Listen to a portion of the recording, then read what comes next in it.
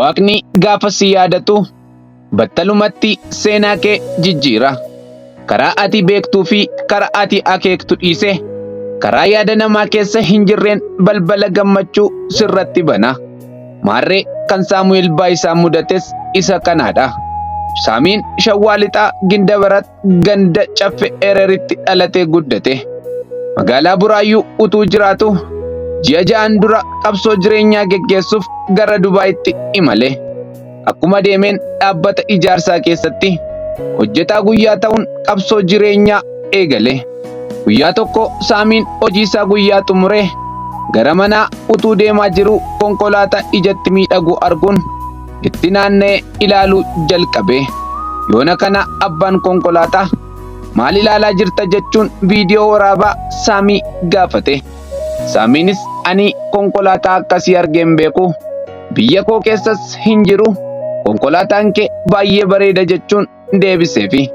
Haalli Saamiin ittiin konkolaataa sana ajaa'ibsiifachaa ture namichatti waan toleef kottuutii seenii xinnoo ittiin si bashannansiisaa jechuun erga seensisee booddee ariitiidhaan oofuun riyaakshinii Saamiitti gammade. Saamiinis hedduu itti toluun namicha galateeffatee guyyaa tokko konkolaataa kana nan bitadha jechuun nagaa walitti dhaamanii gargar ba'anii. Abbaan konkolaataas viidiyoo Saamii waraabe kana fuula Inistaagiraamii isaa irratti gaafa maxxansu halkan tokkotti nama hedduun ilaalamuu danda'e. Viidiyoo gabaabaan konkolaataa keessatti waraabame kuni namoota biratti jaallatamummaa argachuun Saamiin namoota hedduun akka beekamu godhe. Kun immoo carraawwan gurguddaa gara jireenya Saamiitti dachaase. Saamiin kaleessa hojjetaa guyyaa ture. Har'arra suuper moodel ta'uun Dubaayii keessatti beekamtii guddaa gonfate. Torban muraasa keessatti hordoftoota 100,000 ol horuu danda'eera.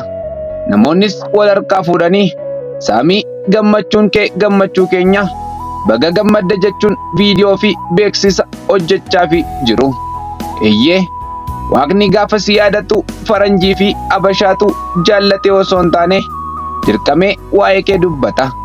Namoota eegduu fi si marsanii jiraniin osoo hin taane alagaa siif firoomsee daandii milkaa'inaarra si deemsisa. Karaa ati hin yaadnerra si deemsisa. Tulluutii nan ba'a jettee hin yaadnerra si baasa. Nama ati nan arga jettee hin yaadnetu hiriyyaa siif godha. Battalumatti gammachuu si abbuuqqachiisa. Eebba danuu si ammaarrachiisa. Kanaafuu fira koo amanii abdiidhaan immoo jiraadhuun dhaamsa kooti.